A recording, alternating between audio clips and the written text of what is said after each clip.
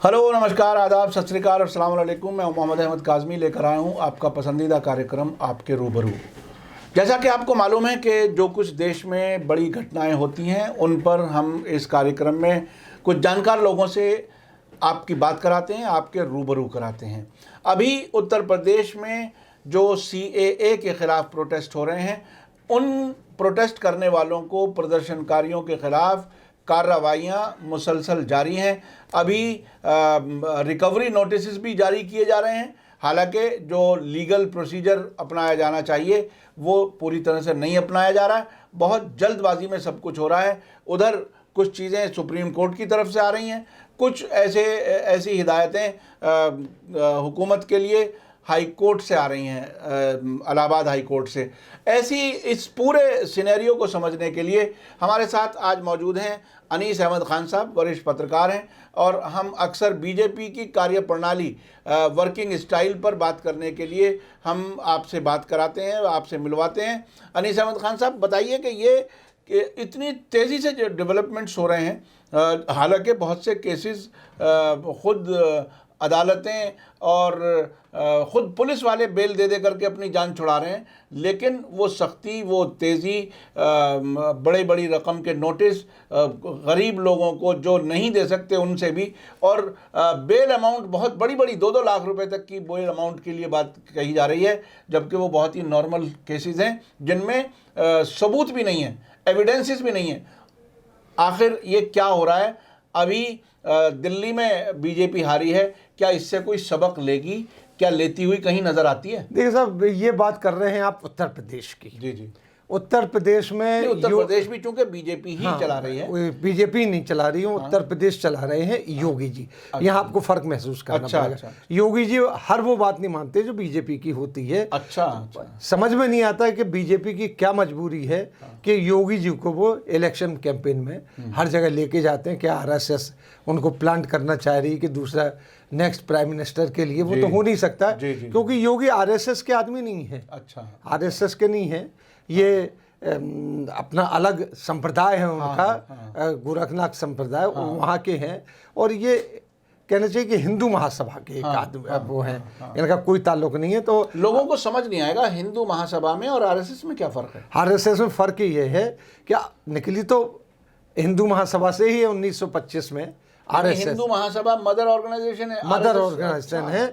और आपके जो कहना चाहिए कि ये हिंदुत्व का नारा देने वाले सावरकर, वो आखिर तक हिंदू महासभा में रहे हैं, RSS में नहीं आए हैं। ये बात बहुत कम लोगों को मालूम है, मुझे भी नहीं मालूम। RSS में कभी नहीं आए हैं वो। लेकिन RSS का जो विचारधारा है वो हिंदुत्व की, वो सावरकर ने दी है। लेकिन RSS में और इनमें काफ़ी फ़र्क रहा है, क्योंकि विश्व हिंदू परिषद वाले शादियां भी करते हैं, सब कुछ करते हैं, लेकिन RSS में जाने का मतलब है प्रचारक शादी नहीं करता है। और शादी करता है तो वो अलग होना पड़ता है। हमारे जो लाल कृष्ण आडवाणी जी हैं, ये भी प्रचारक थे, तो इन्होंने शादी हुई तो उनको छोड़ना पड़ा, RSS छोड़ना पड़ा। मोहन भागवत के जो पिताजी थे वो भी प्रचारक थे। यानी नॉर्मल शादी, फैमिली, ये सब आप नहीं रख सकते। मोदी जी ने इसीलिए फैमिली छोड़ी है अपनी।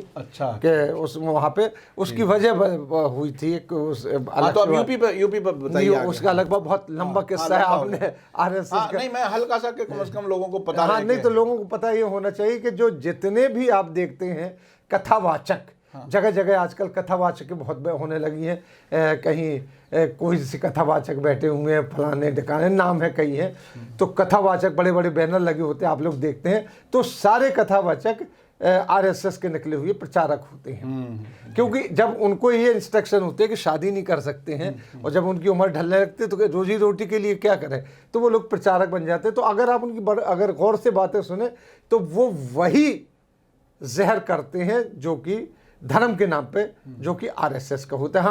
आगे बात कर रहा हूँ मैं यूपी के, और और खास तौर पे अदालतों ने क्या कुछ कहा है? इनकी बात कर रहा हूं मैं आपके योगी जी की। तो योगी जी बीजेपी को कुछ नहीं मानते, वो समझते हैं कि हम बीजेपी के बहुत ऊपर है और हमारी वजह से पूरा यूपी बिल्कुल कहीं कुछ नहीं हो रहा है। जबकि आप देखिए उनके गोरखपुर में भी सीए एनआरसी का हंगामा चल रहा है, आजमगढ़ में भी चल रहा है, औरतें बैठी, मैं तो कहता हूँ कानपुर में भी चल रहा है। यूपी के लोगों ने कमाल ये क्या हुआ है कि इतनी सख्तियां होने के बावजूद वहां पे प्रोटेस्ट कर रहे हैं। अब नहीं तो लोगों की हिम्मत टूट जाती। जो मैं आपको बताना चाहता हूं कि ये सख्तियां हो रही थी और इनके ऊपर रिकवरी नोटिस जारी कर रहे हो रहे थे। जैसे कि आपने बताया 2 लाख 10 लाख 15 लाख करोड़ों के जी मुजफ्फरनगर का एडीएम का है 23.5 लाख रुपए, 23.5 लाख। और कहीं तो एक आ गया आपको इतने लाख रुपया, इतने 1 करोड़ रुपया इकट्ठा करके देना पड़ेगा पूरे मुजफ्फरनगर वगैरह में। कई अफवाह या जो कुछ भी है कुछ जगहों पे तो लोगों ने दे भी दिया कई बेचारों ने। हाँ, उन्होंने इसका केस डाला है इलाहाबाद में, एक किसी को ऊपर रिकवरी निकाली गई और एक कानपुर से केस आया था। हालांकि हमने एक एपिसोड किया था, मुझे याद आता है, महमूद प्राचा साहब का इंटरव्यू, और उन्होंने कहा था कि कोई पैसा ना जमा करो और वो पैसा वो नोटिस जो हैं वो हम रिवोक कराएंगे यानी ख़त्म कराएंगे। तो महमूद प्राचा साहब का व्हाट्सएप या दूसरे कुछ चीज़ें हैं वो मिल जाएंगी आपको। महमूद प्राचा साहब तो इस बार बहुत कम, वो कह रहे हैं कि किसी को पैसे जमा करने की ज़रूरत नहीं है, बहुत कम। लेकिन यहाँ ये होगा कि हाई कोर्ट में केस डाला गया इस बार इलाहाबाद से 2 लोगों को इन्होंने रिकवरी का वो दिया, तो वो कोर्ट में चले गए। कोर्ट में केस चला तो कोर्ट ने ये फैसला दिया कि आप रिकवरी नहीं कर सकते हैं, जबकि आपने ना कोई कमीशन बैठाला है रिकवरी के लिए कि क्या नुकसान है, ना कोई प्रॉपर इन्वेस्टिगेशन है। और फिर जो सबसे बड़ी बात कही उन्होंने, कोर्ट ने कहा है कि बड़ी अदालत में, इलाहाबाद हाई कोर्ट ने कहा कि बड़ी अदालत में चल रहा है केस, जब वहाँ पे तो आप कैसे अपने आप कर सकते हैं, जब वहाँ से फैसला आएगा जैसा भी आएगा तो उसके बाद हम भी फैसला दे सकते हैं कुछ। लेकिन और उसी के साथ एक कानपुर का केस हुआ, कानपुर के एक राष्ट्रद्रोह में बंद कर दिया गया एक साहब को।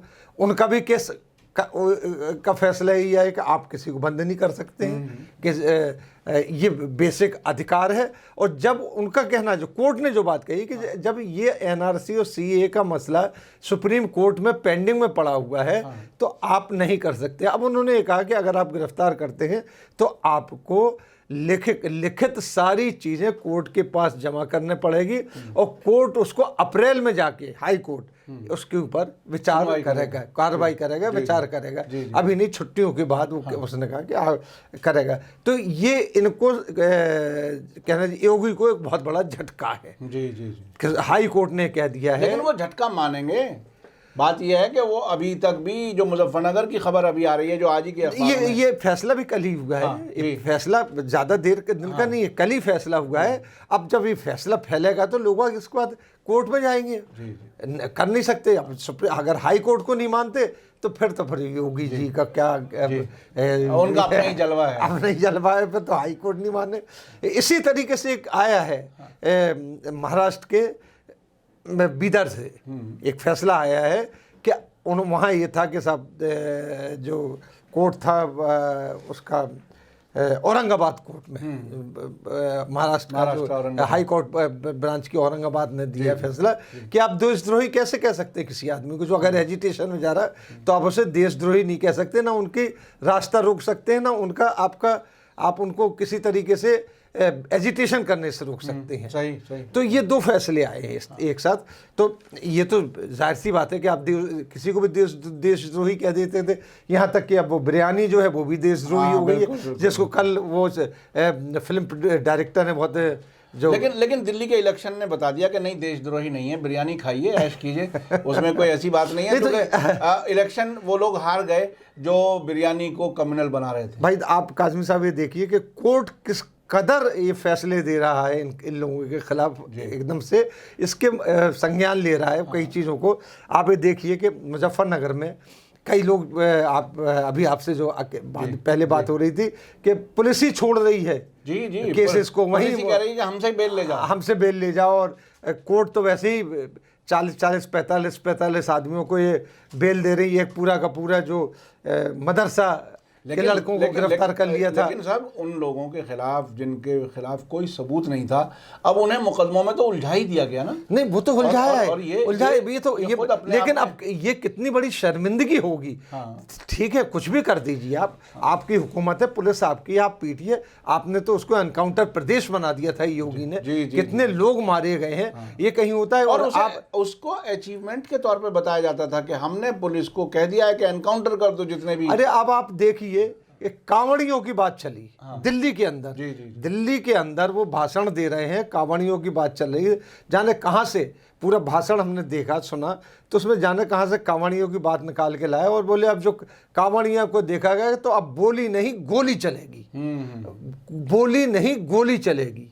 ये उनकी भाषा तो दिल्ली में थी, तो भुगत लिया उन्होंने। जी। एक वो गोली मारो, ऐसा तो नहीं है। कुछ लोगों का ये भी कहना है कि बीजेपी के अंदर कुछ एक दूसरे से नाराज किस्म के जो ग्रुप्स हैं, शायद अमित शाह और मोदी से जो नाराज हैं, उन्होंने भी दिल्ली को हरवाने में कोई रोल अदा किया है, ऐसा भी कुछ लोग कह रहे हैं। लोग तो हो सकते हैं, नाराज तो हैं। यानी पार्टी के ही कुछ लीडर्स, पार्टी के बहुत से लीडर नाराज हैं जिनको ड्यू रिस्पेक्ट नहीं मिल रहा। जैसे गडकरी बिल्कुल खामोश होते हैं, हर किसी चीज़ पे गडकरी खामोश होते हैं, और बड़े लीडर हैं वो कहते कुछ नहीं है, डर बना हुआ है क्योंकि सुविधा भोगी हो गए हैं। वो एयर कंडीशन, वो कोठी, वो गाड़ी, वो जलवा, वो सलूट, वो सब चाहते हैं, तो लिहाजा नहीं बोलते। लेकिन अंदर एक रिजेंटमेंट है जो निकल के आ रहा है सामने। आप अगर देखें तो, और बिल्कुल क्लोज जाके बात करें तो वो आ गया। वो इस वक्त जो वोट का चल रहा है और पूरा का पूरा ठीकरा अमित शाह के ऊपर फोड़ा जा रहा है, जबकि इसमें कई लोग शामिल हैं। अमित शाह ने जिस तरह से एक तरह से यानी अपनी बात को सही कह रहे हैं, दूसरे लोगों को कह रहे हैं उन्होंने गलत बातें कही थी। ये भी दिल्ली के एमपीज जो है, साहब सिंह वर्मा के लड़के हैं परवेश, तो उनको बुरी लग रही है बात। मेरी उनसे बात हुई तो वो कह रहे कि यार हम तो कैंपेन कर रहे हैं और हम ही को फंसवा दिया इन्होंने। इस तरीके से अभी खैरियत यह है कि उन्होंने अभी ये नहीं कहा कि हमसे तो कहलवाया गया था, हम क्या करें। हो सकता है कह देंगे, क्योंकि अब उनको लगने लगा है। देखिए जो पॉलिटिशियन होता है ना इस किस्म का, ये विचारधारा वाले पॉलिटिशियन नहीं, ये देख रहे हैं कि अब हमें काफ़ी साल तक जीत नहीं सकते हैं, क्योंकि आप आ गए तो 5 साल तक तो गए ये लोग। जी बिल्कुल। तो इसके बाद क्या होगा क्या नहीं होगा। जैसे वोट परसेंटेज आया है तो औरतों का वोट बढ़ रहा है जिस तरीके से, और अब जिस तरीके से केजरीवाल ने कहा कि हम काम के नाम पे वोट लेना है, मिला भी है उसे, तो उस तरीके से उनके अंदर डिप्रेशन तो है यहाँ खासतौर पर दिल्ली के लीडरान के बीच में। तो बहुत बहुत शुक्रिया अनीस अहमद खान साहब, आपकी बात से ये लगता है कि योगी जी कुछ अलग करना चाहते हैं। भाजपा के कहने पर शायद वो नहीं चलना चाहते, आरएसएस को शायद नाराज़ करना चाहते हैं। उनकी क्या मंशा है वो तो खुद ही बताएंगे, लेकिन अभी हालात पतले हैं। अभी दिल्ली का इलेक्शन हारा है बीजेपी ने, लेकिन अभी भी जिसे कहते हैं ना कि रस्सी के बल जल गए और बल खत्म नहीं हुए, रस्सी जल गई बल नहीं जले, तो तकरीबन ऐसे हालात नज़र आ रहे हैं। अब देखना यह है कि बिहार का इलेक्शन में क्या होगा।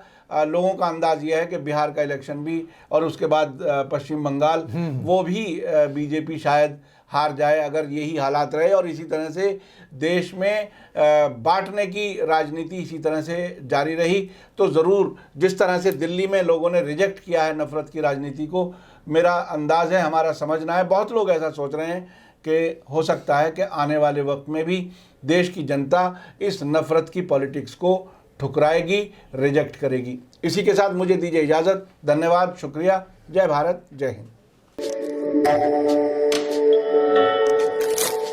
मीडिया स्टार वर्ल्ड के और वीडियो देखने के लिए हमारे चैनल को सब्सक्राइब करें और सीधे नोटिफिकेशन पाने के लिए बेल आइकन दबाएं। और अगर हमारी खबर सच्ची और अच्छी लगे तो अपने व्हाट्सएप, इंस्टाग्राम, फेसबुक और ट्विटर अकाउंट पर ज़रूर शेयर करें।